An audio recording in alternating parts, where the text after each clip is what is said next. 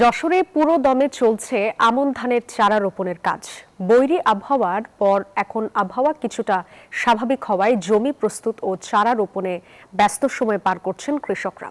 আবহাওয়া ভালো থাকলে লাভের আশা কৃষকের। এদিকে কৃত্রিম সংকট ঠেকাতে নিয়মিত নজরদারি করা হচ্ছে বলে জানিয়েছে কৃষি বিভাগ। যশোর থেকে বুলবুল শহীদ খান হিমেলের তথ্য ছবিতে ডেস্ক রিপোর্ট। জমি প্রস্তুত ও চারা রোপণে ব্যস্ত সময় পার করছেন কৃষক। যশোরের বিভিন্ন উপজেলার মাঠ জুড়ে এখন এমনই দৃশ্য। মৌসুমের শুরুতেই টানা বৃষ্টিপাত থাকায় আমন চাষ কিছুটা বিলম্ব হয়েছে, তবে আবহাওয়ার বৈরী ভাব খানিকটা কাটায় এখন চারা রোপণ করছেন তারা। তারপরও বৃষ্টি নিয়ে শঙ্কা কাটিয়ে উঠতে পারছেন না কৃষক। আবহাওয়া ভালো থাকে তাহলে আমরা ফসলটা ভালো পাবো, আর যদি এরপরে বৃষ্টি হয় তাহলে ফসল পাওয়া ঘরে তুলে আনা চাষির জন্য খুব কষ্টকর। এখন আমরা যে বীজ ছিল আমাদের বাড়িতে যাচ্ছিল, তাই রোপণ করলাম।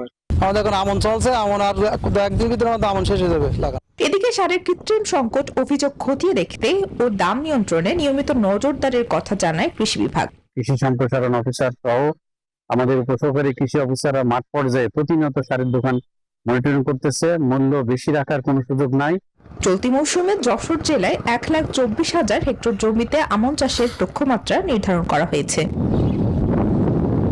Desk report, news 24।